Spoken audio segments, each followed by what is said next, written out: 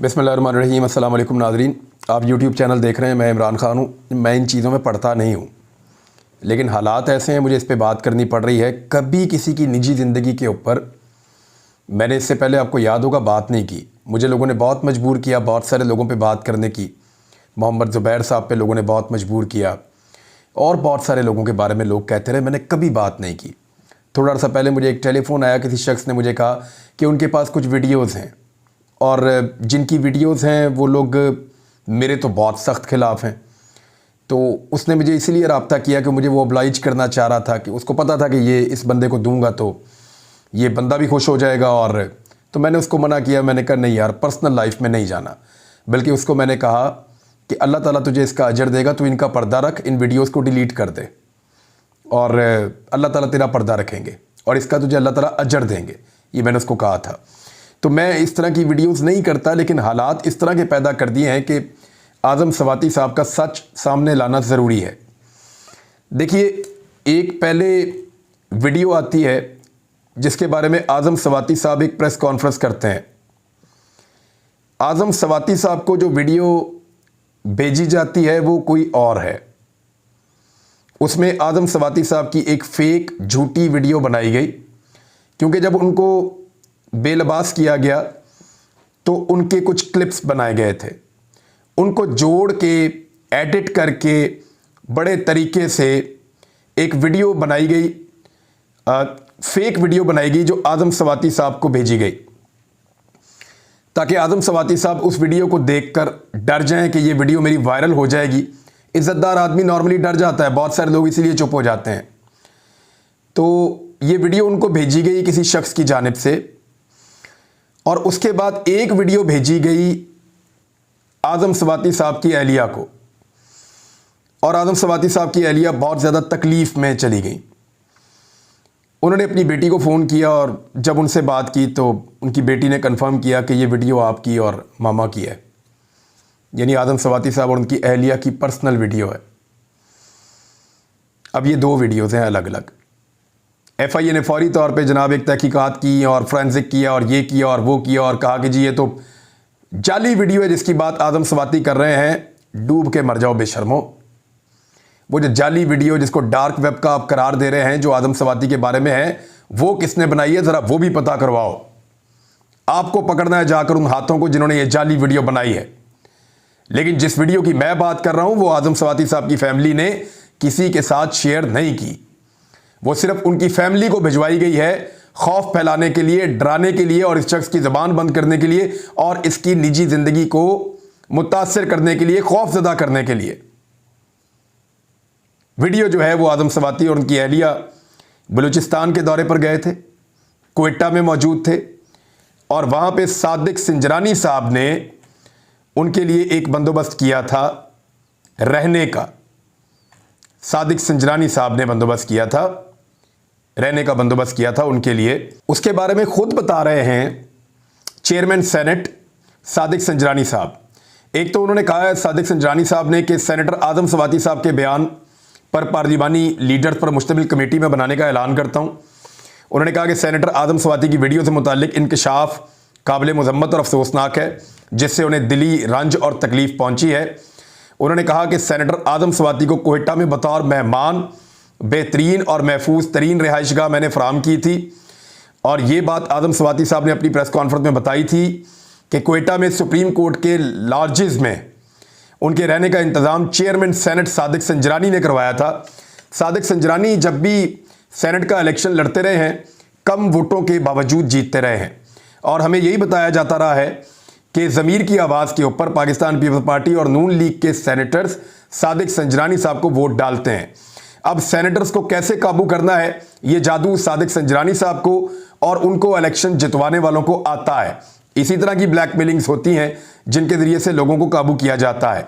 सादिक संजरानी साहब ने ठहराया आज़म सवाती साहब को कोयटा के एक घर के अंदर, जहां पे जजेस जाकर ठहरते हैं, और वहां पे आज़म सवाती साहब की उनकी अहलिया के साथ जब उन्होंने वक्त गुजारा तो उनकी निजी ज़िंदगी की एक वीडियो बनी और उस वीडियो को उनकी फैमिली को भेजा गया। मतलब समझ रहे हैं आप इसका? इंक्वायरी कमेटी बिठाएंगे। अब बूढ़ा आदमी अपनी वीडियो लेकर आए अपनी बेगम से, लाकर अपनी इज्जत उनके सामने नीलाम करे, कमेटी के सामने उनको दिखाया कि देखो ये मैं हूं, ये मेरी बीवी है, और डूब के मर जाओ। वो इस निजाम के अंदर इंसाफ दोगे? ये तरीका इंसाफ देने का? इसके ऊपर चीफ जस्टिस ऑफ पाकिस्तान को नोटिस लेना चाहिए।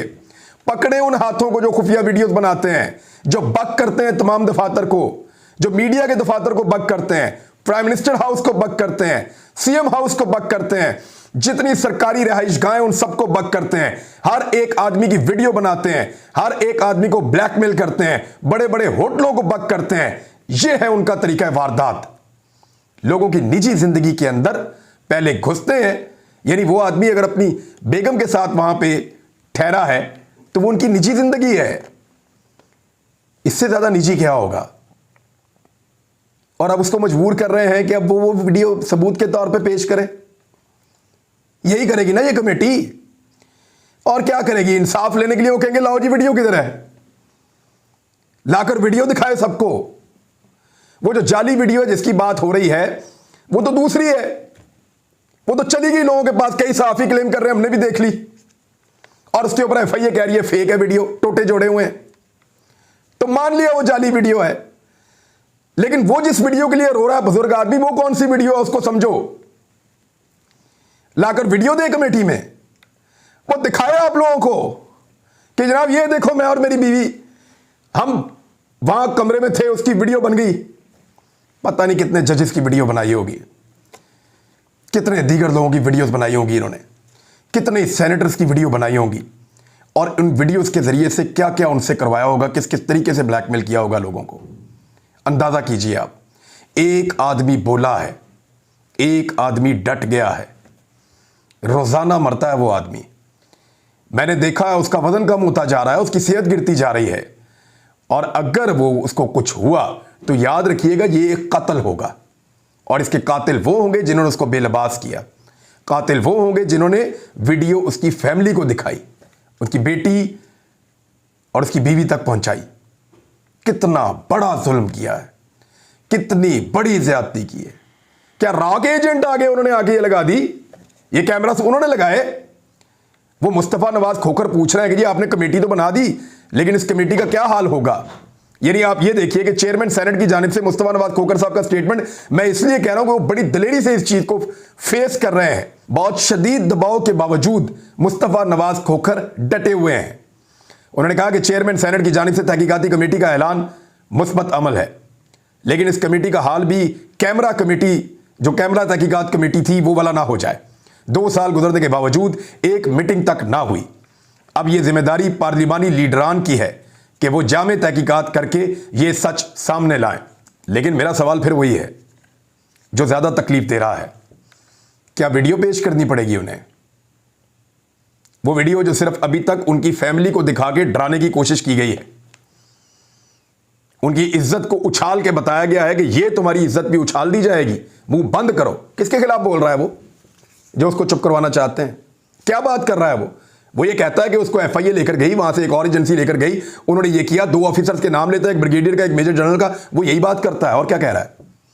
अब उस पर इंक्वायरी करने की बजाय या उसको इंसाफ देने की बजाय उसकी फैमिली को एक वीडियो उसकी फैमिली की भेज दी गई।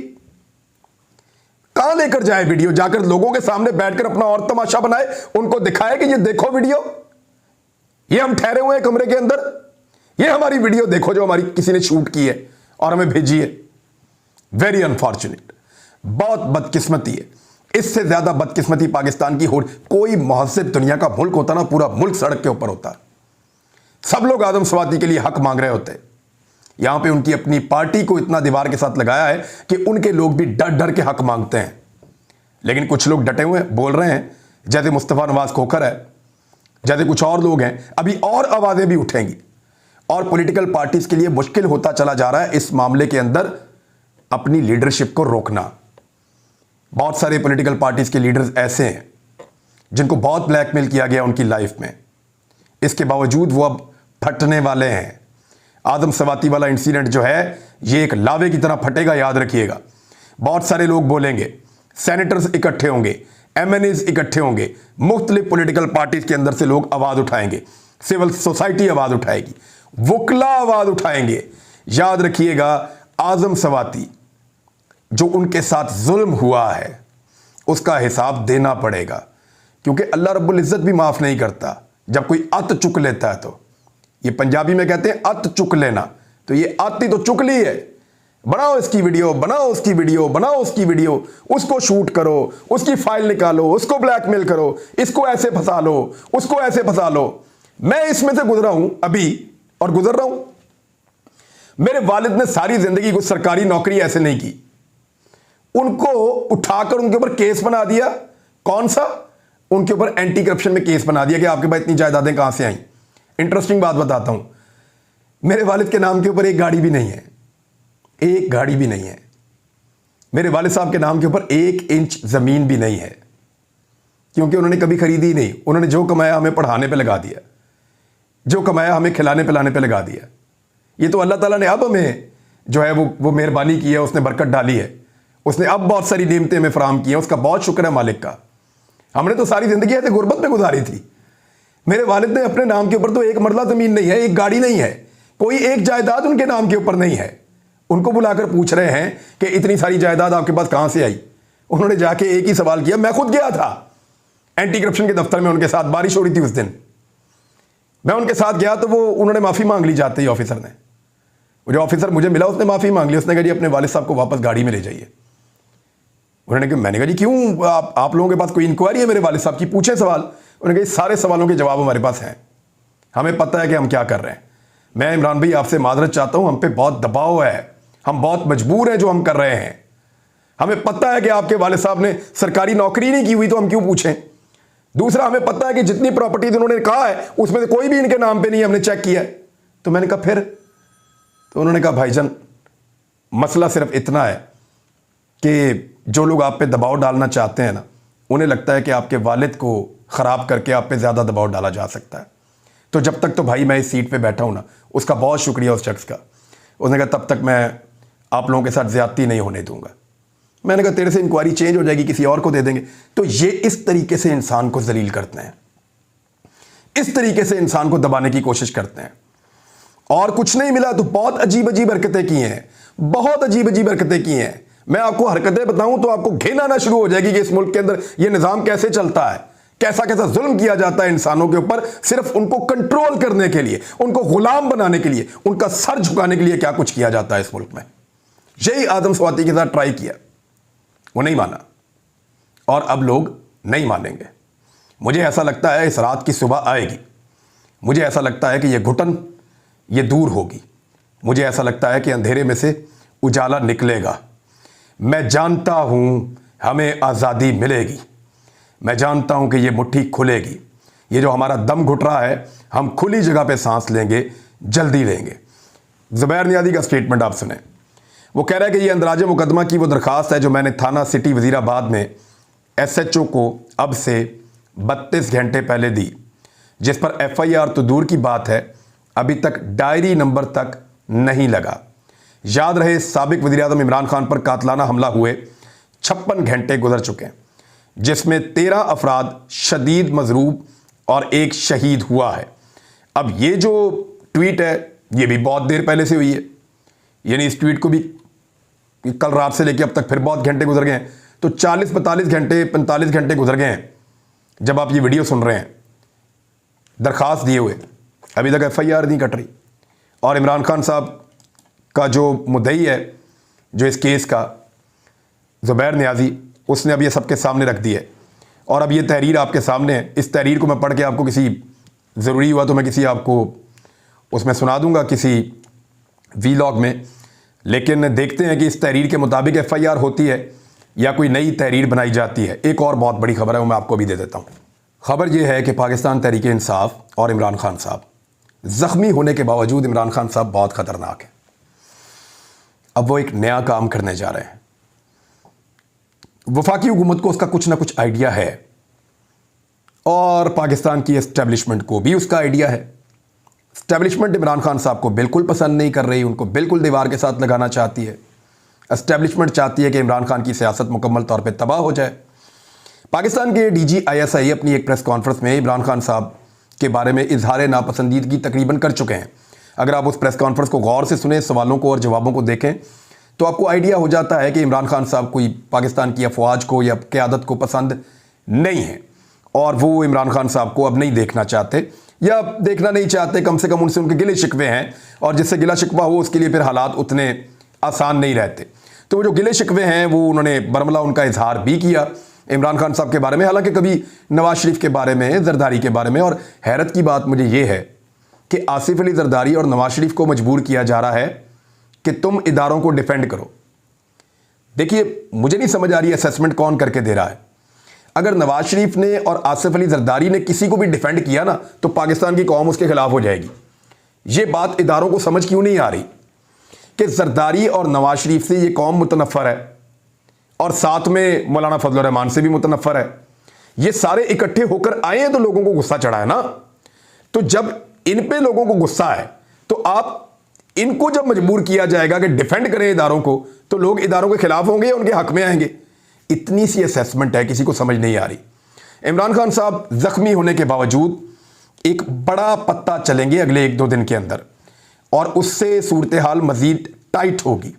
आप देखते जाएं, बहुत सारी चीज़ें भी पाकिस्तान में होने वाली हैं, लेकिन कोई ऐसी चीज़ नहीं होनी चाहिए जिससे टेंशन क्रिएट हो जाए। टेंशन नहीं होने देनी बस। इमरान खान साहब ये बात जानते हैं कि हालात जितने मर्जी टाइट किए जाएं, उन्होंने चीज़ों को एक लेवल से आगे इसलिए नहीं जाने देना कि एक लेवल से आगे अगर चीज़ें चली गई तो पाकिस्तान में टेंशन क्रिएट हो जाएगी और टेंशन क्रिएट होने से सब बचना चाहते हैं। तो थोड़ा सा सब्र और प्लानिंग के साथ चलना है। तो ज़ख्मी होने के बावजूद इमरान खान एक ज़ख्मी शेर की तरह रिस्पॉन्ड करेगा। आप देखते जाइए। अब तक के लिए इतने, अपना ख्याल रखिएगा, अपने चैनल का भी। अल्लाह हाफ़िज़।